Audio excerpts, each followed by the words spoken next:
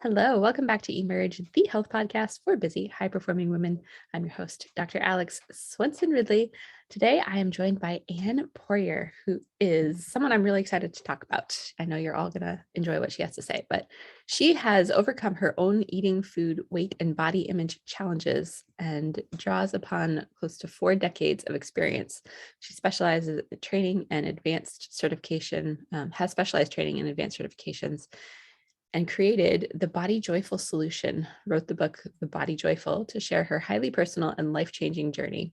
She's a certified intuitive eating counselor and body confidence coach, self-talk trainer, eating disorder specialist, and author. And I know there's more to your story, Anne, but we'll start there. So welcome to the show. Thank you so much for having me, Dr. Alex. I'm excited to be here and talk to your listeners. Yeah, absolutely. I'm so excited for this because I think this topic is not discussed enough in general. So, we all need this conversation. So we'll dive into it, but let's maybe start. I love to start my interviews just with hearing some of your story. And I know you obviously have some history in how you got into doing what you do. So whatever piece of that you feel like sharing is great. Sure. Go from there. Yeah, that's great because it really starts young. My story starts when I grew up in a home that I was kind of put on a diet at 10 because a doctor said, to my mom, you better watch what she eats. And that kind of started the ball rolling. So I was eating differently than my brother at home. And I had other kind of events, not being able to fit in the same clothes that my friends could fit in, had to go to a different department. My brother had a nice little nickname for me that didn't make me feel very good. So I just internalized all of these messages when I was younger that my body's not right. I'm not right. The only way I could be right is if I looked a certain way and fit in. So I ended up actually with an eating disorder. I had anorexia nervosa at 12 back in the 70s before really a lot of people knew even what anorexia nervosa was. And luckily my mother got me help, enough help to get me functional, but the body image and the body dysmorphia really, and the struggles with eating and food up and down the scale, yo-yo dieting lasted most of my life. So I decided in high school that I would go into fitness because if I was in fitness, then hey, I would have to be a certain weight or look a certain way in order to do that job. And that really took a toll on my self-esteem and self-image. So 40 years in fitness, and my body just finally was really breaking down. I was very destructive with my own behavior, going from extreme restriction to overeating, binge eating, then drinking. So anything to kind of disappear from myself. And it really was when my body started to say, you can't do this anymore. And my knee was breaking down. I ended up with a knee replacement, couldn't have any other surgeries, and had to just take a step back and go, this is not where I want to be. And this is not what I want to do anymore. And there has to be another way. And so that's when I shifted my whole career and changed everything, started to blog and journal, went back to school, went and got some help with a therapist, got some medication, all the things to try to figure out where I wanted to go and what I wanted to do and how I could find a different way to live that wasn't all swallowed up by diet culture and what I call society's thin ideal. So. Wow, there's a lot there. I mean, first, good for you. I think it's so hard to break out of that because it's so ingrained in us. And I'm of a different generation. And even for myself, I used to always I've talked about this on the show some, but I always had this perspective like, oh, I escaped without eating problems. When my dad was telling his soccer playing 16-year-old daughter that she should weigh 116 pounds. And I'm like, I have a butt, Dad, but and the reality is, we end up internalizing it, whether we recognize it or not. Like we are just ingrained with this. We're supposed to look a certain way, and we're supposed to eat a certain way, and we're supposed to not enjoy food and be restricted, and like all this craziness. So For sure. And over and over and over again. And it continues to be reinforced. And then we buy in.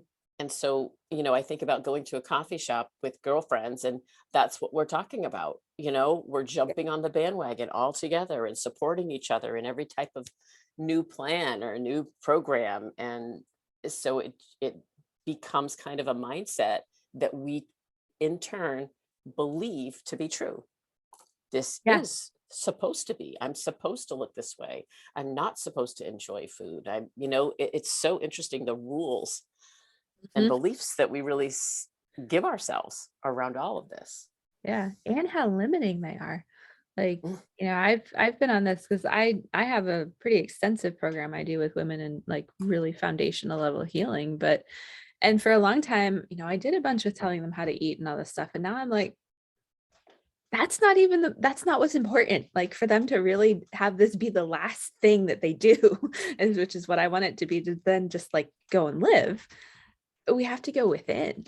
And it sounds like that's what you did as a starting point for all this. Cause we can tell you all like, yeah, eat this, don't eat that. But we're just perpetuating that whole thing. Yeah, the whole cycle goes over, and it is saying stop. And what choices do I want to make, and how do I want to live my life, right? And really taking a look at that. How do I want to eat? What foods do I want to enjoy? How does my body react to certain foods?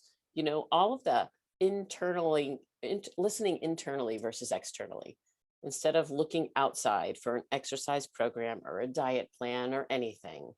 Stopping and really beginning to tune inside and ask your body and develop a relationship with your body around what it what it likes and what it So doesn't like. weird.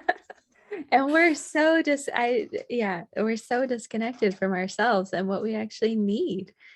And like just knowing ourselves in that way. It's so interesting to me. And it sounds so simple. And so for those, listening to this, like if you've tried all the things and nothing has worked and you're always looking for the next thing, this is your invitation to interrupt that and do something differently. And the Mhm. different is go within and actually ask what you need. Right, Um, right. That's kind of what intuitive eating is about, really starting to tune in intuitively to our own bodies, right? What is hunger? What is fullness for you, not for anybody else, but yeah, for you, and what foods do satisfy you, and breaking free from the rules that we have been spoon fed, no pun intended, right? yeah, Over and over and over again, right? I yeah, can decide for myself, which is hard, but it's also so worth it to decide for yourself how you want to feed yourself and move your body and take care of yourself, because that's what is sustainable. So, absolutely. Yeah. And oh, so good. There's so many places we can go with this. So for you and like in the work you do with women, because I know like my first thought is like, oh, but that little voice in my head that says no, like we're constantly pulled in the direction of you should do this, you should do this, you should do this, you should do this. How do we start to quiet down the inner critic and like just make space for us to actually show up and say, hey, this is what you like, or this is what you don't like? I think that's such a great question, because that is really where it starts. So in my book, I have these characters that are my inner critics. So I have names for Mhm. the people inside my head, Mhm. and I called them my mini me's. So they were all these mini me's, and they have names. I had Captain Criticism in there, and Stupid Sally was in there. Like, I had these names that were just part of my dialogue with myself, Yeah, and it was really starting to become aware of those voices, and then asking the question in that small space that we have between awareness and reaction. yeah, Is this helping me? Is this serving me? How has this voice, how how is it that these voices are helping me? And the question I ask is, how's it working for you? Right. And good. if we're doing something the same over and over and over again. And we find ourselves running on the same treadmill over and over and over again. There's got to be that pause and that space where we can ask ourselves a different question and then be curious. Yeah. Right? And Curiosity is less, yep, huge. yep, and less judgmental of self. Mm-hmm. Right. And I think, so of course, I had to develop my other little persona that I called my Maxi me, who was more compassionate, stronger, wiser, right? More supportive and more beneficial. And in that transition of almost pulling the voices out of my head a little bit and being able to be a part of the conversation from the outside, it's almost like you're looking down on the conversations in your head. That's when things start to become easier to keep moving forward, right? Is when I can stop and say, all right, whose voice am I going to choose to listen to right now in this moment? So, Really like that. And that whole concept of just developing the persona of who you want to be. And then, yeah. And then listening to her, making that right, choice to listen right. to her. That's huge. Yeah. And So, having some go-to, one of my first go-to, which I still use today, one of my go-to phrases for myself is when mini me kind of kicks up, and I say hi, and I always say, thanks for sharing. Like I acknowledge, thanks for sharing. I'm going to choose to not go in that direction today. I'm going to choose this thought. And it might not be positive even. It might just be neutral. And that's okay too. To allow ourselves to have different tones of voice and different ways to talk through some of this negativity that it's endless in our heads, right? So yeah. yeah, it's so like if we actually pause long enough to really pay attention to the dialogue and the thoughts we have about ourselves and the things we tell ourselves, like we would never talk to another human being that way. And I don't really, do you have any insight around why it is that we develop this ability to just be so horribly critical and like negative to ourselves? I think it's just it, because that's how I think we hear other people saying that. I'm not really, it's a really good question, Yeah. because it's almost like it's always been there. For me, it Yeah. just always was there. I don't know when it developed, but I know it must have developed in 4, 5, 6 years old when, your brother calls you stupid, or a friend calls you fat, or whatever, those teeny little things, or you don't fit in it at the birthday party, or somebody looks at you the wrong way. We internalize all of that. And the next thing you know, our brain just takes that, and it's a safety mechanism. I think there's some type of safety that it provides for us, that if we joke about ourselves, or if we call ourselves names, or if we talk bad about ourselves, then it allows other people not to hurt us as much. Like if somebody else said this, it won't hurt me because I got that covered. I can do that myself. Yeah. I agree. I think and even I was thinking generationally, like I was as well. We kind of are trained to think the way we think by our moms who were taught by someone else. And I think there's a story I heard somewhere. I don't know if you've heard this one, like this woman, she always cuts the front and back end off the ham before she cooks it. And like, she's like, someone was like, why do you do that? And she's like, I don't know. My mom always did it. And her mom asked her grandmother, and her grandmother was like, the pan was too small. I'm guessing if we trace it back, not like we can make it that simplistic, but like somewhere. Right. I mean, we learn. We Yeah. learn from our parents. So if I'm watching my mom look in the mirror and pick at her clothes, or if I'm watching my mom step on the scale every morning, or if I'm watching my mom make sure she has a certain portion, or my dad either, right? So we see all of those things. And as children, we copy and mimic what we see. And, I had a dad that kind of looked at women in a certain way. And so I took on that as well, to say, well, that must be the way women are supposed to look, or that must be the way that women are not supposed to look.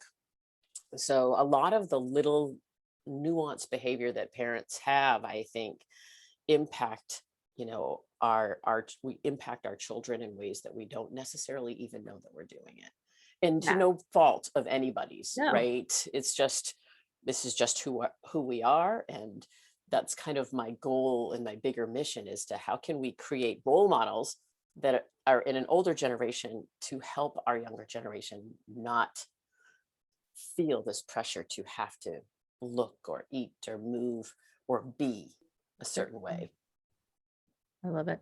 So let's dive into that a little. How do we do this? Because the women listening to the show are kind of that generation. Like, we are the ones moving into the age of wisdom and kind of the post menopausal area where we can emulate something different for our daughters and for our grandkids. I have all boys in my house, but someday I'll have daughters-in-law. God willing, we'll see. But what are your thoughts on how we actually start to move into that direction with positive? I know it starts with us. So what do we have to start doing to start to shift that conversation? Yeah, and that's just starting to take a look at ourselves and look at Mhm. our own thoughts and behaviors around ourselves. How do I feel about my body? Where did that come from? It's that curiosity that we talked about earlier, but I call it this non-judgmental curiosity about our own, the way we feel about ourselves overall. What are my rules? Do I have rules around food? Do I have ways that I show up to different places? What is my mood when I go to see family versus what is my mood when I show up to go to work, right? When do I feel most like myself? When am I happy? When am I miserable? It's almost, I have step backs in the book where and I use that word, like, you step back from your life and you take a broader scope, like Yeah. you widen the focus a little bit and widen the vision.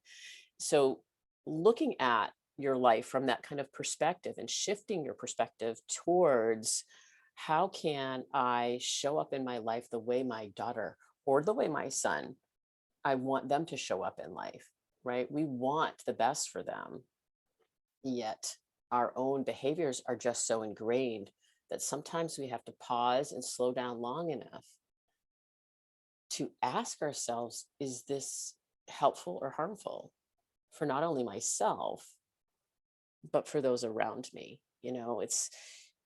That's why I think we're hearing so much more about self-care right now, right? And Yeah. taking care of ourselves, how to Yeah. fill our cups up so that we can actually show up for the people that we love. Yes. Something I talk about on this show a lot. I call it selfless syndrome. Ah, Um, and I didn't tell you that before we started recording, but yeah, yeah. and this is all the important stuff, ladies. So especially if you're like, I don't have time for that. How do I tune into myself? Just like decide to make time. You matter. In the grand Yes. scheme of things. So Yeah. Yeah. yeah. And I Yeah. think self-care it doesn't have to be bubble baths, and it doesn't have to be manicures, and No. it's just, what do I need? Asking yourself what you need. Yeah. Sometimes And I need a nap. especially around food, maybe you have some insight around this because I know a lot of the women that I work with, myself included, food has, we've developed this emotional attachment to it and we generally reach for it trying to fulfill some sort of need or trying to damp down whatever that need is. And so when you get uncontrollable cravings and urges and, you know, eat the Mhm. entire thing of ice cream or whatever it Right. is. Yeah. So I There's what really helped me was the science behind food and eating. mm, And when we eat, right, it mhm, does put us in rest and digest, right? It yep, it elicits our parasympathetic nervous system, our relaxation system. So if I'm stressed out or I'm anxious or I'm overwhelmed or I'm emotional about something, I'm really sad, I have feelings that I don't are not comfortable, I don't like, or I think I shouldn't have, so I can turn to food and it will feel better, at least initially, yeah, right? So physiologically, it actually does make you feel better. So if you think you're crazy when you do it, you're not. It's because it works, right? And so I think part of the journey around this is to understand that food works, but food's not the only thing that works. yeah, There's other things, and how do we incorporate other things? And I always say food can be part of a solution, but it's not the whole solution, That is because that. a lot of times with food, there's all the shame and guilt. As soon as the pleasure is gone, the shame and guilt come in, and that negates everything, and you're back in the same spot. So, Yeah. yeah. So what are, because I get this question a lot from women, what are some of the other things? What are some of the other things you have found that exist out there that's not food? A great colleague of mine had this great analogy, which I love. So I always want to give her credit. But she said, food is like a floodlight. It floodlights the brain. And what we want to find are these twinkle lights that twinkle light through our head, Ooh, right? I have twinkle lights behind me if Yeah, you're I see watching the them. And that's videos. it. I love the twinkle lights. Mhm. And that's a great, I ask my clients to start a list. What are things you love? What helps you relax? What feels good to you? And then by just kind of brainstorming some of those things, all of a sudden we have kind of, I call it a toolbox of twinkle lights, right? Is it lighting a candle? Is it taking a walk? Is it calling a friend? Is it taking a bath? Is it taking a shower? Is it putting on some music? Is it dancing? There's so many things. Is it a comfy sweater that feels so good that you can just sit and, be quiet in? Is it reading a book? There's like, everybody's going to have a different toolbox, and it's taking a little bit of space and time for yourself to build that toolbox for yourself, you Yeah. know and I think it's connected to, what am I feeling? Can I actually name the feeling? Because a lot of times we can't name it. um, and so that's like a whole new language that we have to learn. Right, our feeling language. What is this feeling? I don't know. No idea. Yeah, I don't know yeah, how we miss learning that as kids, but somewhere I feel like a lot of us did. Feelings. Yeah. I'm yeah. actually on this journey right now. As we're talking about this, I've been doing a lot of energy work just through energy centers, and I've been studying a lot of Joe Dispenza and stuff. I've talked about it some on the show, but I was doing this meditation this weekend where, you're actually connecting each energy center in your body, and there's 7 of them in the body and then one above us. And at the 5th, which is at the throat, it was like, nope, we're not going. Like, we're really stuck. It's like dead. I'm like, oh, and I learned not to validate or trust my feelings as a kid. And I'm like, Mm. huh. And so I know a lot of women who listen to this are dealing with that. And that actually ends up impacting our thyroid and all this other stuff. But, if we're talking about this language of feelings and building this box, like, first we have to tune in and be like, do I have feelings? And that's where I'm starting. I mean, I know I do, but then it's like learning how to, so I feel like I'm on this whole journey of discovering who I actually am, because I've just been, hiding her away. Right. Well, that, I think we all Yeah. do that, right? Yeah. In some respects, and we get to reinvent and rediscover all the time, right? Yeah. Yeah. So it's, It's really cool. which is, I think about us, we're turning a page every day. We get to turn a page, here's our new page. Oh, are we starting a new chapter, or is this a continuation of yesterday? And how do Like it. we develop that, a language for ourselves of feelings? Because I think it's important. And what you touched on, which is even more important, is how can we allow our body to experience some of those feelings?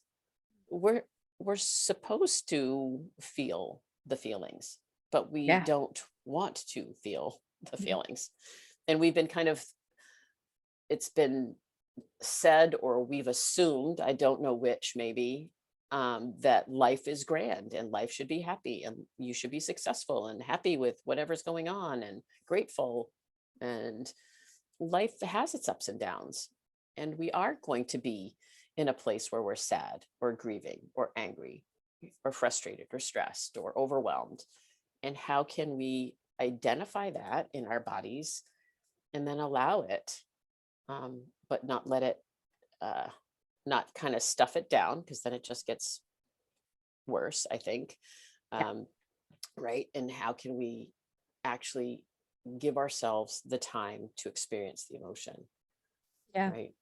So one, I think it was, Marissa Peer talks about how an emotion lasts really only about 90 seconds.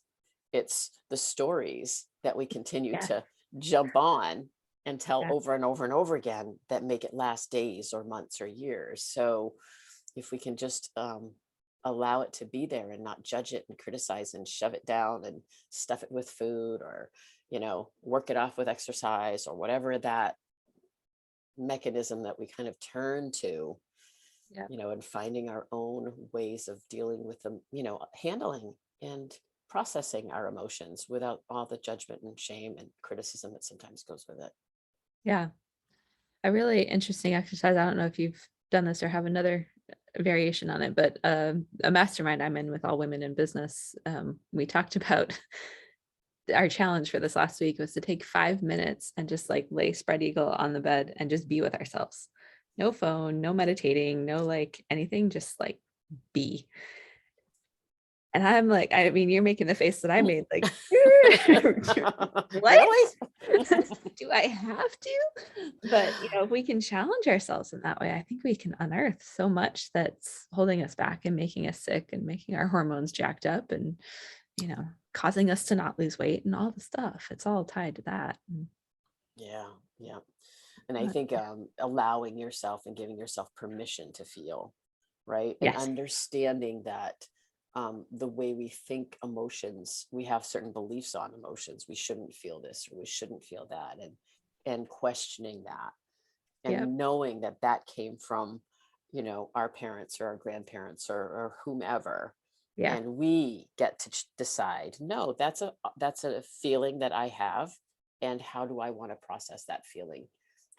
What is my need during that feeling? Is it to curl up in bed and lie down for a little bit? Do I want to take a walk and cry? Right? I mean, we can do all kinds of different things to help us process through certain emotions that are hard. Yeah. Absolutely. One of the things I wrote down during my little journey of journaling and meditating over the weekend was I now give myself permission to validate and feel my emotions. I love that. Yeah, I love that. And that's like a post-it note it is that's like, right. like put it on my forehead because, well, we have these moments of insight and then life happens too. So part of the journey is we have to work the muscle and keep reminding ourselves this is how we get to where we want to go. So, Yeah, absolutely. If you think about we touched on self-talk, and think about emotions too.